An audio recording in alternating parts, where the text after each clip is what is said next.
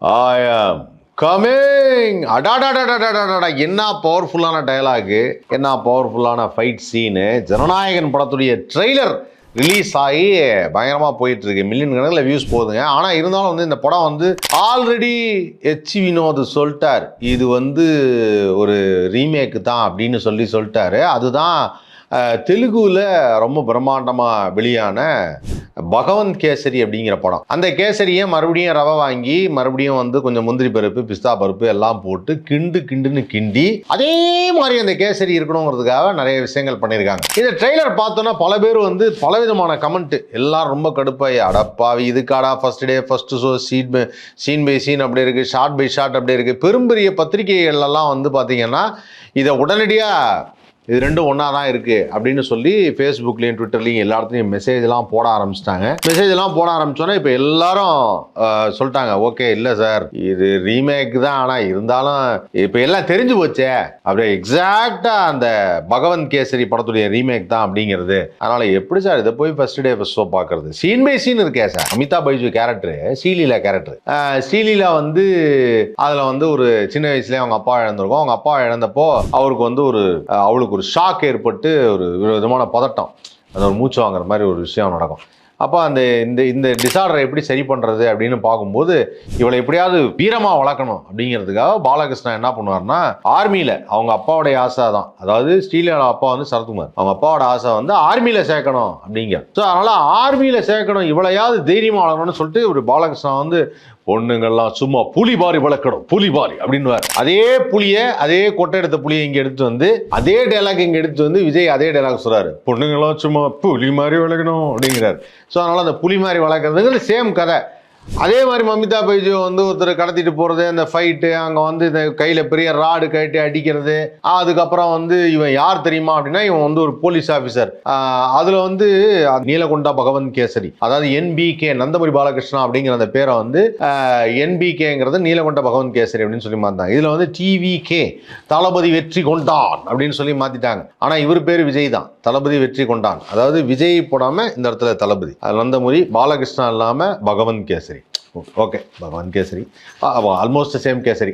இப்போ இந்த கதை பொறுத்த வரைக்கும் வந்து பார்த்தீங்கன்னா ஒரு பெண்ணை எப்படி வளர்க்கணும், பெண்ணை வந்து சிங்கம் போல வளர்க்கணும். ஓ அது சிங்க பெண்ணேவா, அது வேற படம். சரி, இது பொண்ணை புலி போல வளர்க்கணும், புலி போல ஏன் வளர்க்கணும், அவளை பயங்கர தைரியமாக இருக்கணும், போல்டாக இருக்கணும் அப்படின்னு சொல்லி நான் பகவந்த் கேசரி படம் பார்த்தேன். அந்த படத்துடைய ஓப்பனிங்கில் வந்து ஆக்சுவலாக வந்து பாலகிருஷ்ணா வந்து ஒரு சின்ன சிலை ஒன்று செய்வார். அந்த சிலையில் வந்து அந்த பொண்ணு வந்து அந்த உலகத்தை வந்து இப்படி பார்க்குற மாதிரி ஒரு சிலை இருக்கும். ஒரு குட்டி பொண்ணு வந்து இப்படி பார்க்குறா, இப்படித்தான் இருக்கணும், யார் என்ன கேட்டாலும் நீ போல்டாக ஃபேஸ் பண்ணணும், அப்படி இருக்கணும் பாப்பா அப்படின்வார். இதில் வந்து நம்ம ஆல்ரெடி இவர் தெரியல சொல்லியிருக்காருல பேபி, அதனால பாப்பாங்கிறது போல பேபி பேபி அப்படின்னு இருக்காரு.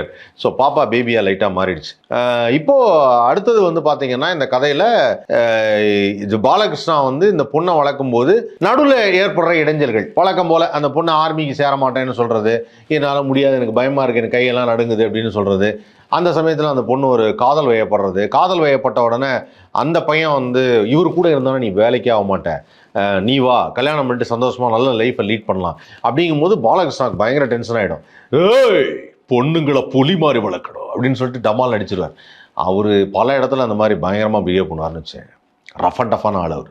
ஸோ இதே தான் சேம் சீன் பை சீன், அந்த இது குத்துறது, அதுக்கப்புறம் வந்து அந்த பைக்கில் போகும்போது அந்த இந்த ஷாட் எல்லாமே ட்ரெயினில் வந்துச்சு, கம்ப்ளீட்டாக வந்துச்சு. ஸோ எல்லாரும் என்ன பண்ணுறாங்கன்னா கட் பண்ணி சார் இது ஜனநாயகன், இது வந்து பகவந்த் கேசரி, இது ஜனநாயகன் பகவந்த் கேசரி, ஜனநாயகன். அதாவது காப்பி அடிப்பது என்பது ஒரு கலை. அந்த கலை எப்படி இருக்கணும் அப்படின்னா ஷார்ட் பை ஷார்ட். சார் அந்த படத்தில் கேமரா இங்கேருந்து இங்கே தான் சார் வந்தது, அப்படியா நம்மளும் அதே மாதிரி கேமரா வைப்போம், இங்கேருந்து இங்கே என்ன வருவோம் சார், அங்கே ஒரு பலூன் லைட்டாக பறந்தது சார், டே பறக்க விடு மிஸ் பண்ணிட்ட பார் அப்படின்னா அந்த பலூனை பறக்க விடுவோம். ஸோ இந்த மாதிரி வந்து காப்பி அடிக்கிறது ஒரு கலை, கரெக்டாக காப்பி அடிக்கணும், அதை கரெக்டாக செஞ்சுருக்காப்புல வினோத். அதாவது என்னன்னா எக்ஸாக்டாக ரீமேக் சீன் பை சீன் அப்படி வச்சிருக்காப்புல. அப்போ பார்க்குறப்ப அந்த ஒரு நல்ல அது ரெண்டாவது என்னன்னா அதில் பாலகிருஷ்ணா நடிச்சிருப்பாரு, இதில் தளபதிக்கு ஒரு ஆக்ஷன் சீக்வன்ஸுங்கிறது பிரமாதமாக இருக்கும், அதில் டவுட்டே கிடையாது. இப்போ தளபதி நடிக்கிறதுனால அந்த ஃபைட் கிட்லாம் வித்தியாசமாக இருக்கும். அப்புறம் வழக்கமாக வந்து அந்த இது சொல்லுவார்ல ஐ எம் வெயிட்டிங் அப்படின்னு, அதை இதில் மாற்றிட்டாப்புல. மாற்றினோன்னே திரும்பி போகிற எண்ணமெல்லாம் கிடையாது, ஐ எம் கமிங் அப்படின்றார். ஸோ அதுதான் ஒரு மாஸ் என்ன சொல்கிறது இன்ட்ரோல் பிளாக்காக இருக்கும்னு நினைக்கிறேன். ஐ எம் கம்மிங் பயங்கரமாக. So I am coming. இப்போது இந்த கதையோட அடுத்த ஸ்ட்ரக்சர் என்ன? இது ஒரு பக்கம் மமிதா பைஜு வளர்க்குறது, பொண்ணு மாதிரி வளர்க்குறேன் அப்படின்னு சொல்லிட்டு வளர்க்குறது, அது ஆர்மியில் சேர்க்கணும்னு நினைக்கிறது, அது ஒரு பக்கம். கடைசியாக மமிதா பைஜு வந்து பயங்கர வீராங்கனையாக மாறிடுவாங்க, ஃபைட்லாம் பண்ணுவாங்க. Other side of the story என்ன அப்படின்னு பார்த்தீங்கன்னா, இந்த ட்ராப்புக்குள்ள இந்த கதைக்குள்ள ஒரு ட்ராப் ஒன்று சிக்குது. எப்படின்னா, ஒரு வில்லன், அந்த வில்லன் வந்து இந்தியாவிலேயே நான் தான் பெரிய ஆளாக இருக்கணும் அப்படின்னு சொல்கிறான். அதுக்கு ப்ராஜெக்ட் வீன்னு ஏதோ ஒன்று சொல்கிறாங்க. ப்ராஜெக்ட் வீன்னா எல்லா போர்ட் ட்ரஸ்ட்டும், அதான் ப்ராஜெக்ட் வீன்னா இந்தியா இப்படி இருக்குல்ல, இப்படி இருக்கு இல்லையா, அந்த எல்லா போர்ட் ட்ரஸ்ட்டையும் வந்து என் கண்ட்ரோலில் வரணும் அப்படின்னு சொல்லி வில்லன் ஆசைப்படுறதும், அதுக்கு அரசியல்வாதிகள்லாம் துணை போகிறாங்க அப்படிங்கிற மாதிரி தெலுங்கில் எடுத்துருக்கிறாங்க. வில்லன் பவர்ஃபுல்லாக இருக்கான். வில்லன் ஏன் பவர்ஃபுல்லாக இருக்கான்னா, வில்லன் வந்து அவன் யார் அப்படின்னா, அவனை சின்ன வயசில் அவங்க அப்பனை கொண்டது யார், அவங்க அப்பனையே தூக்கி போட்டது யார் அப்படின்னா, இவர் போலீஸாக இருந்தப்போ, யார் விஜய் பாலகிருஷ்ணா போலீஸாக இருந்தப்போ, இங்கே விஜய் போலீஸாக இருந்தப்போ. ஸோ அதனால் அவர் போலீஸாக இருந்தப்போ அவங்க அப்பனையே கொண்டார். அப்போ என்ன பண்ணிட்டாங்க, அந்த வில்லன் வந்து பயங்கர ஒரு ஆக்ரோஷம், ஏய் நீ மறுபடியும் வந்துட்டியா, ஒன்றும் அடிக்காம நான் விட மாட்டேன். ரெண்டு பேரும் மாறி டைலாக் பேசிக்கிறாங்க. ஆனால் தெலுங்கில் பார்க்குறதுக்கு பயங்கரமாக வந்துச்சுங்களேன். ஸோ செம்ம டைலாக் ஓரியன்டட். இப்போ என்ன பண்ணியிருக்காங்க இந்த கதையில் அப்படின்னா, இப்போ இது வரைக்கும் நான் சொன்னது நீங்கள் எல்லாரும் ட்ரெய்லரில் பார்த்தது. இப்போ ட்ரெய்லரில் பார்த்தோன்னே எல்லாரும் வந்து என்ன அந்த படத்தை பண்ணி சேம் அப்படியே இதுவே ஃபஸ்ட் டே ஃபஸ்ட் ஷோ. இது ஒரு வகையான ஒரு டைவர்ஷன்னா உங்களை அப்படியே டைவர்ட் பண்ணுறதுக்கு இப்போ எல்லாரும் ட்ரால் ஆக்கிட்டாங்க. இந்த படத்தில் என்ன சார் இருக்க போகுது, அந்த படத்தை தூக்கி அப்படியே அடிச்சு வச்சுருக்காரு, இதில் என்ன இருக்க போகுது அப்படின்னு சொல்லி ட்ரால் ஆக்கிட்டாங்க. இப்போ ட்ரால் ஆக்கினதுனால இப்போ எல்லாரும் அப்படியே ஒரு மாதிரி அடங்கிடுவாங்க. ஒன்றும் இல்லை சார், ஜனநாயகன் வேஸ்ட்டு, அது ஒன்றும் பெருசாக ஓடாது அப்படின்னு எல்லாம் சொல்லிடுவாங்க. ஆனால் உண்மை என்னன்னா, ஜனநாயகனுடைய அதர் சைட் ஆஃப் த கதை இது ஒரு லேயர். இந்த ஒரு பொண்ணை வளர்க்குறது இதெல்லாம் ஒரு layer. Other side of the கதையில் வேற ஒரு விஷயம் பண்ணியிருக்கிறாங்க. அதுதான் அரசியல் பின்னணியை சேர்த்துருக்காங்க. தெலுங்குல வந்து அரசியல்வாதிகள் ஒரு பெரிய பிஸ்னஸ் மேனுக்கு சப்போர்ட் பண்ணுற மாதிரி இருக்கும். இதில் பிஸ்னஸ் மேனை விட அரசியல்வாதிகளுக்கு பயங்கர பவர் இருக்குது. அரசியல்வாதிகள் சில ட்விஸ்டெல்லாம் ஏற்படுத்துகிறாங்க. அவங்க அப்பா அந்த படத்தில் செத்தது வந்து ஒரு ஆக்சிடெண்ட்டில், எதிர்பாராதமாக ஒரு ஆக்சிடெண்ட்டில் செத்துருவார். யாரும் அதுக்கு பின் காரணம் கிடையாது. ஆனால் இவர் இந்த படத்தில் ஒரு டைலாக் வைக்கிறார், இவ பயப்படுறதுக்கும் இதுக்கும் ஏதோ ஒரு விஷயம் இருக்குது அப்படிங்கிறார். அப்போ என்னன்னா, அவங்க அப்பா செத்ததுக்கு காரணமே யார்? அந்த அரசியல்வாதிகள் தான். அந்த அரசியல்வாதிகள் தான் இப்போ பெரிய ஆளாக இருக்கிறாங்க. அந்த அரசியல்வாதிகள் தான் இப்போ இவளை கொல்லணும்னு நினைக்கிறாங்க. ஸோ இவளுடைய பயம் போகிறதுக்கு மறுபடியும் அவங்களே யார் எங்கள் அப்பா சாவுக்கு காரணமாக இருந்தாலும் அவங்களே நான் அடித்து நொறுக்கொண்டா அப்படிங்கிற மாதிரி ஏதாவது ஒரு விஷயம் கதையாக பண்ணுறதுக்கு வாய்ப்பு இருக்குது. இதுதான் கதைன்னு நான் சொல்லலை, இருக்குது. அதே சமயத்தில் இதில் வந்து பார்த்தோன்னா அடிக்கிறாப்புல, எல்லாத்தையும் அடிக்கிறாப்புல, சாட்டை எடுத்து அடிக்கிறாப்புல, மக்களுக்கு நல்லது செய்யணும்னு வர சொன்னால் அப்படின்னு அடிக்கிறாப்புல. அதாவது என்னன்னா, இந்த படம் ஃபுல்லாகவே அடிக்கிறது தான். தெலுங்குலேருந்து அடிக்கிறது, அப்புறம் படத்தில் உள்ள கேரக்டர் அடிக்கிறது, அப்புறம் இவர் அரசியல்வாதிகள் அடிக்கிறது, இது மாதிரி படம் ஃபுல்லாகவே அடிக்கிறது. அடிதடி அப்படின்னு இந்த படத்துக்கு பேர் வச்சுருக்கலாம். ஆனால் அந்த படத்துக்கு என்ன மாதிரி பேர் வைக்கலாம்? இந்த பக்கம் வந்து நீலகொண்ட பகவந்த் கேசரி, இந்த பக்கம் வந்து தளபதி வெற்றி கொண்டான். ஆனால் அந்த ஓப்பனிங் நல்லா இருந்தது. தளபதி வெற்றி கொண்டான் அந்த ஓப்பனிங், இவனை யாரும் தொற்றலையே, இவன் சாதாரணமான ஆள் இல்லை அப்படின்னு அந்த ட்ரெய்லரில் சொல்லும்போது செமையாக இருந்தது. பட் தெலுங்குல வந்து ஓப்பனிங் எப்படி கொடுத்துருந்தாங்கன்னா, ஆமாம் அது சி பிளாக் தான் சார், அவனுங்கெல்லாம் தப்பிச்சு சி பிளாக் போயிட்டாங்க சார், இனி பிரச்சனை இல்லை சார், சி பிளாக்ல யார் இருக்கா சார், அங்கே பகவந்த் கேசரி இருக்கார் சார் அப்படின்னா. பகவந்த் கேசரி வந்து பயங்கரமாக அடி தட்டி ராஜா இருந்தாலும் வச்சானா. ஆனால் அந்த படத்தில் ஒரு சூப்பர் டைலாக் இருந்ததுங்க. பகவந்த் கேசரியில் ஒரு சூப்பரான ஒரு மேட்டர் இருந்தது. யாரையாவது போய் எதிர்க்க போகிறேன்னா, ஏய் நான் யார் தெரியுமா, என் பின்னாடி யார் இருக்கா தெரியுமா, எனக்கு என்ன சப்போர்ட் இருக்குது தெரியுமா, எனக்கு என்ன இன்ஃப்ளூயன்ஸ் இருக்குது தெரியுமா, நான் யார் தெரியுமா, என் பின்னாடி யார் இருக்கான்னு தெரியுமா, எனக்கு என்ன சப்போர்ட் இருக்குன்னு தெரியுமான்னு சொல்லக்கூடாது, நானே அப்படின்வார். அதாவது என்னன்னா, எனக்கு பின்னாடி இருக்கிறதெல்லாம் விட்டுரு, நானே எவ்வளோ பவர்ஃபுல் தெரியுமா அப்படின்னு ஒரு மேட்டர் எடுத்துன்னு வருவார். சூப்பர் மேட்டர் அது. ஆக்சுவலாக அதை தமிழ் சினிமாவில் பண்ணியிருப்பாங்க வாய்ப்பு இருக்கு. ஏன்னா பகவந்த் கேசரியில் வந்து இவர் மீசையை இப்படின்னுவார், முறுக்கி விட்ட மீசையை. இதுலேயும் ஜனநாயகன்லையும் இப்படின்வார். அதாவது விஜய் சாரை பொறுத்த வரைக்கும் எனக்கு ஒரு விஷயம் நான் கேட்கலாம்னு நினச்சேன், இனிமேல் கேட்கவே முடியாது. போக்கிரி படத்தில் மகேஷ் பாபு வந்து தெலுங்குல பண்ணும்போது ஒரு மேட்டர் பண்ணியிருப்பாப்புல, ఎందుకో చెప్పோ ఎందుకో இது தொகுல மீட்டிங் அப்படின்வார். ஏதோ சைனஸ் ப்ராப்ளம். ஓகே, தமிழில் பார்த்தா அதே போக்கிரியில் விஜயில் எதுக்கு எங்கே கூப்பிட்ட அப்படின்வார். அவருக்கு அந்த படத்தில் சைனஸ் ப்ராப்ளம், அப்படியே அடிச்சிட்டாப்புல, மாற்றக்கூட இல்லை, மேனேஜமே கரெக்டாக இருக்குது அப்படின்னு. பட் நான் கூட யோசித்தேன், என்னடா இது பாலகிருஷ்ணா படத்தை போய் ஃபஸ்ட் டைம் வந்து காப்பி அடிக்கிறாங்களே அப்படின்னு சொல்லி. பேஸ் லைன் நல்லா இருக்குது, அதை அப்படியே மெயின்டைன் பண்ணிப்போம். இப்போ அதுலேருந்து அரசியல்வாதி, ஏன்னா அவர் தான் பவர்ஃபுல்லாக சொல்கிறார். ஏன்னா பாலகிருஷ்ணா ஒரு படத்தை சொல்லிப்பாப்புல, ஒரு டைலாக் நீங்கள் பார்த்துருப்பீங்க, என்ன ஏதோ ஒன்று சொல்லுவாங்க, நான் தான் மந்திரியோட பிஏ சொன்னால் அலறும், ஏய் நான் சொன்னால் ஏபிஏ அலறும் அப்படின்வார். ஏபின்னா ஆந்திர பிரதேசம். எப்படி டயலாக்லாம் பட்டைய கலப்போம். பாலகிருஷ்ணன் சார் அந்த வகையில் டாப். ஸோ இவ்வளோ நாளாக விஜய் ஒரு தப்புன்னு டாப்பில். மகேஷ் பாபு படம், அப்புறம் பவன் கல்யாண் படம், திலீப் படம், இதெல்லாம் அடிக்கிறதுக்கு பதிலாக ஒரு 5 படத்துக்கு முன்னாடியே எனக்கு தெரிஞ்சு வந்து பாலகிருஷ்ணா படத்தை ஒரு ரீமேக் பண்ணிடலாம், நல்லாயிருக்கும். இவர் தான் வயசான மாதிரி இவரே காட்டிக்கிறார். நான் வந்து இவருக்கு வந்து எனக்கு வயசாகிடுச்சு, எனக்கு ரொம்ப ஏஜ் ஆகிடுச்சு அப்படின்னு இவரே காட்டிக்கிறார். ஆக்சுவலாக ஒரு 50 வயசு தான், 50 இயர்ஸ் யங் தான், ஆனால் 51 இயர்ஸு. பட் ஆனால் இருந்தாலும் இவருக்கு வயசாகிடுச்சு, ஒரு 5 வருஷத்துக்கு முன்னாடியே அதை பண்ணியிருக்கலாம்.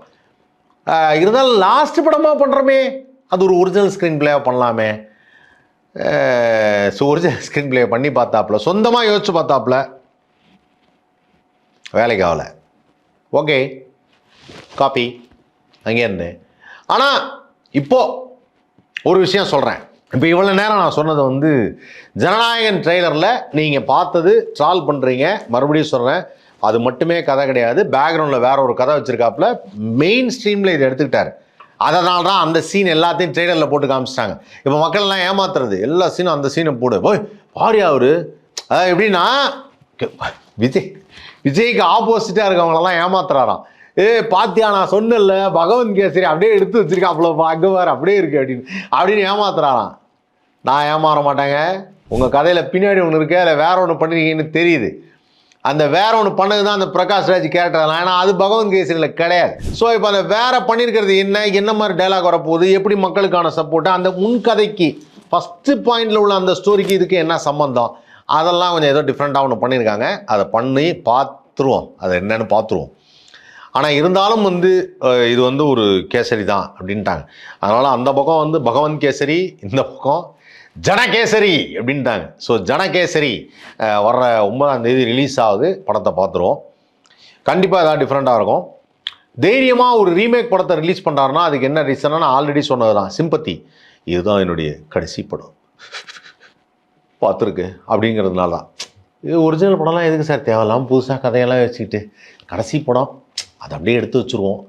நான் அப்போ ஸ்க்ரீனில் வரேன், ஏங்கிறேன், ஓய்ங்கிறேன், கையில் அருவாள் தூக்குறேன், வெட்டுறேன், எல்லாரும் ஒரு மாதிரியாக பார்த்து முறைக்கிறேன், ஐ எம் வெயிட்டிங்கிறேன், ஐ எம் கம்மிங்கிறேன், ஓடிடும் சார் அப்படின்னு சொல்லி ஒரு நம்பிக்கையில் தான் பண்ணியிருக்காங்க. ஓடும், பார்ப்பாங்க. இது ரீமேக்குன்னு தெரிஞ்சாலுமே எல்லாரும் பார்ப்பாங்க. ஏன்னா அது தளபதியுடைய கடைசி படம் அப்படின்னு சொல்லிட்டார். ஒரு தடவை நான் முடிவு பண்ணிட்டேன், என் பேச்சை நானே கேட்க மாட்டேன்.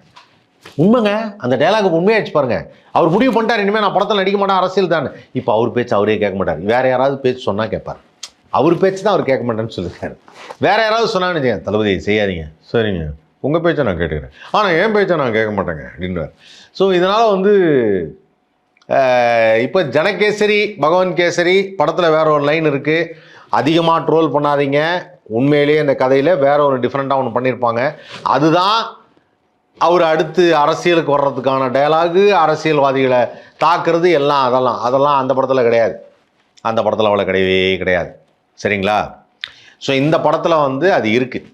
அந்த படத்தில் அரசியல்வாதிங்க ஆக்சுவலாக வந்து சப்போர்ட் பண்ணுவாங்க. யாருக்கு?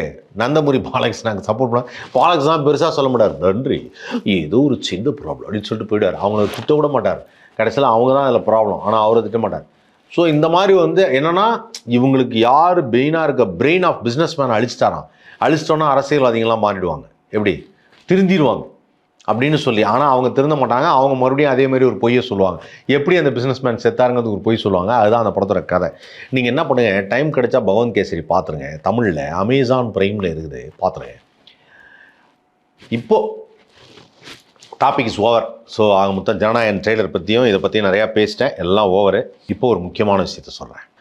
பகவந்த் கேசரிங்கிற படமே ஒரு ரீமேக் தான். இது பல பேருக்கு தெரியாது. அதாவது சினிமாவை எனக்கு சின்ன வயசுலேருந்து சினிமா தருவதுன்னு தெரியாதுங்க. சினிமா தான் நிறையா பார்ப்பேன். சினிமா நிறையா பார்க்குறதுனால சில கதைகள் பார்க்கும்போது இது எங்கேருந்து எடுத்தாங்கன்னு தெரிஞ்சிடும். பகவந்த் கேசரியோட கதை அப்படிங்கும்போது ஒரு வயசான ஒருத்தர், அவங்க அப்பா இறந்து போனோன்னா, அந்த குழந்தையோட அப்பா இறந்து போனால் அந்த குழந்தைய பார்த்துக்கிறாப்புல. அந்த குழந்தை இவர் மேலே ரொம்ப பாசமாக இருக்குது. சூப்பர்மேன் கூப்பிடுது. அதனால் அந்த குழந்தைய பார்த்துக்கணும்னு நினைக்கிறாரு. அந்த குழந்தைக்காகவே கல்யாணமும் பண்ணிக்கல. தன்னுடைய வாழ்க்கையில் வேறு எந்த லட்சியமும் இல்லை. ஒரு ஃப்யூச்சரில் அந்த குழந்தைய நல்லா படிக்க வச்சு பெரிய இடத்துல பட்டம் வாங்க வச்சு, அதை பட்டம் வாங்க வச்சுங்கல்ல, பெரிய இடத்துல படிக்க வச்சு நல்ல முறையில் வளர்க்கணும் அப்படின்னு நினைக்கிறாப்புல. இந்த கதை தான் மதிப்பிற்குரிய டாக்டர் நடிகர் திலகம் சிவாஜி கணேசன் அவர்கள் நடித்த பாபு அப்படிங்கிற படம். இந்த படத்தை நான் போன வாரம் தான் எதிர்ச்சியாக பார்த்தேன். என்னடா இது எங்கேயோ பார்த்த மாதிரி இருக்குது. ஏன்னா சீன் பை சீன் அப்படியே இருக்குது. அதில் அந்த பொண்ணு வெண்ணிராடி நிர்மலா அவங்க தான் அதில் பொண்ணாக வருவாங்க. பொண்ணு வளர்ந்துடும். காலேஜ் படிக்கும்போது சிவகுமாரை லவ் பண்ணும். சிவகுமாரை லவ் பண்ணி சிவகுமார் சொல்லுவார், நான் முக்கியமா இல்லை உங்கள் மாமா தான் உனக்கு முக்கியமா அப்படின்னு. உடனே எனக்கு மாமா தான் முக்கியம் அப்படின்னு போயிடும். இந்த சீனு, சிவகுமார் லவ் பண்ணுறது, இந்த காலேஜில் இதை ஒரு பார்க்குறது, இது எல்லாமே பாபு படத்தில் இருக்க மாதிரியே பகவந்த் கேசரியில் இருக்குது. பகவந்த் கேசரியில் இருக்க மாதிரியே ஜனநாயகனில் இருக்கும். So it's not only the Bhagavanth Kesari, it is already the Babu.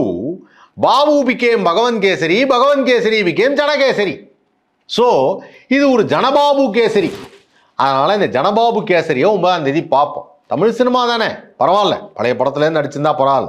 ஆனால் எப்பவுமே சொல்லுவாங்கள்ல, நம்ம சொந்த ஊரில் இருந்தால் நம்ம ஊர் அருமை தெரியாது. நடிகர் திலகம் சிவாஜி கணேசன் நடித்த படத்துடைய அருமை இன்னும் நம்ம மக்களுக்கு தெரியல. நம்ம ஆளுங்க அதை மறுபடியும் பண்ணணும்னு ஆசைப்படல.